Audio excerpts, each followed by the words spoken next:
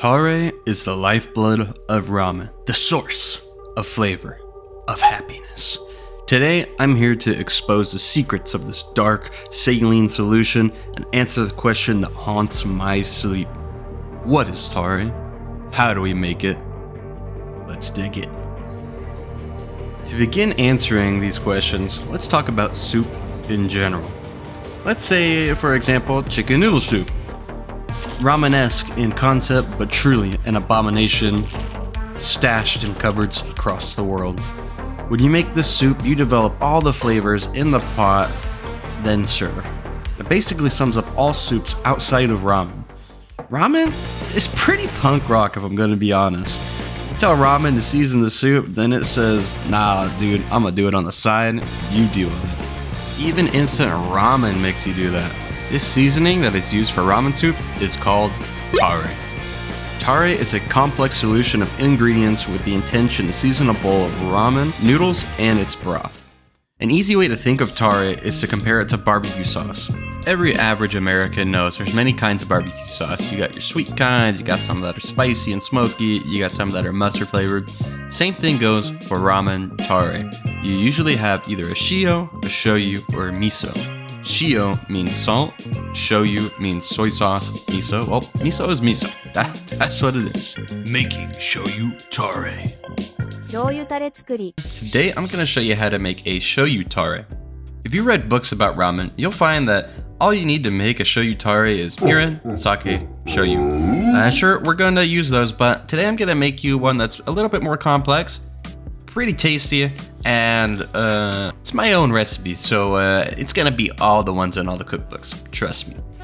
To be honest, most cookbook recipes for Shoyu Tare usually come out a lot sweeter than you would actually want, and I'm just gonna save you the process of making those because honestly, when you make a bowl of ramen at home, you go through all that labor of love and you get a sweet bowl, it's pretty messed up. So that being said, let's hop into the recipe. So once again, we are making a sauce on this channel, so let's begin with our handy dandy deli cup. We're gonna start by measuring out a 1/4 cup of sake, mirin, and fish sauce. Then we're going to add 1 cup of shoyu, or soy sauce. You could call this recipe a 4-1-1-1, because those are the ratios of things that we're using. So if you wanted to make more of this, save it for the future, there you go, that'll help you a lot. And to be honest, this is where most cookbooks stop their recipe. This could be your Shoyu Tare, and if you wanted to keep it simple, go ahead, rock this. From here on out, I'm gonna show you the ways to make it more complex, more flavorful, and more intentional. Then we're gonna be adding our aromatics, the ginger and the garlic.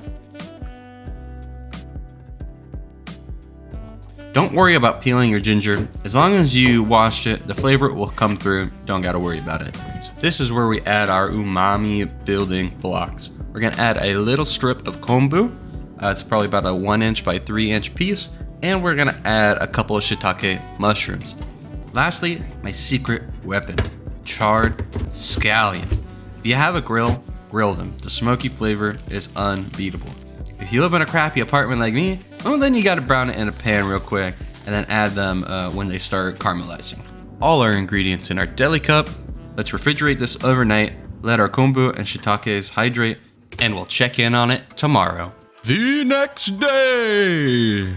Now that we've waited a day and let all our ingredients kind of hydrate, let's put this all in a pot and bring it to a simmer. Once we reach a simmer, we're gonna remove the kombu and add our last 2 ingredients, katsuobushi and MSG. After this final mixture has simmered for about 10 minutes, we're going to cut the heat, chill it, and then strain. I store the tare with the kombu and shiitake in a container for a little extra flavor. Restaurant bonus tip. If you make dashi in your restaurant, don't throw away your kombu and shiitake afterwards. Save it, use that in this recipe. That second use can make those expensive ingredients really go a long way, and it adds a lot of flavor to your tares. And that's it. That's my Shoyu Tare. I'm gonna show you an example of how to use it, but not in a soup, because I got a video coming up with that soon. We're gonna make karaage. So today we are using chicken thighs with bone in. So the first step in this is we're going to be taking out the bone from these thighs. And I was always taught to kind of slice along the edges of the bone on each side, start from the right, start from the left, whatever. And we're gonna make a couple small incisions along the bone, as close to the bone as possible.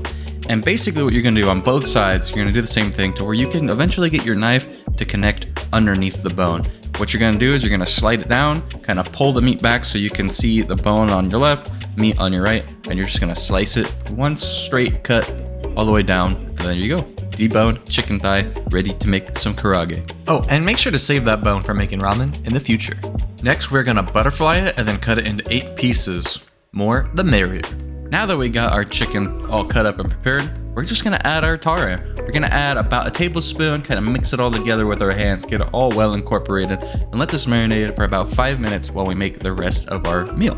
We are gonna be making a salad to go along with our karaage, and we're gonna be making just a easy cabbage salad with some miso dressing. So let's prepare our cabbage. We're gonna use our mandolin and we're gonna slice it super thin so that we have this big, nice, fluffy pile of cabbage that we can dress up, and it'll look really cute and beautiful on our plate at the end. And we're gonna make a really simple, easy, quick miso dressing. All we're gonna be doing is taking some miso and we're gonna mix it with some sesame oil and some rice vinegar. We're gonna mix that up until it's all smooth. Then we're gonna add a little garlic powder, a little powdered ginger, and lastly, we're gonna add a little lemon juice to kind of round out all the flavors. So now we wanna get our oil in our pot and get that heated. Once your chopsticks start sizzling, you're good to go. If you got a thermometer, you're looking for about 350. And then we're gonna add cornstarch or potato starch, whatever you got, into our marinated chicken. We're gonna incorporate that in until it's all kind of like a paste, and then we are ready to fry. Using your hand, you're gonna place the chicken into the hot oil and you're going to drop it away from you. You're gonna roll it into this oil in a way that it does not splash on you. You do not wanna get hurt.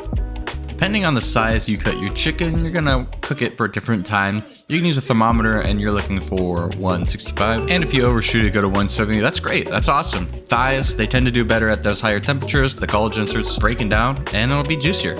Once you got your chicken temp, take it out, put it on a rack, let that oil drip off, and let's plate up this lunch. Rice, salad, dressing, karaage. This has been a video brought to you by Ramen Applied.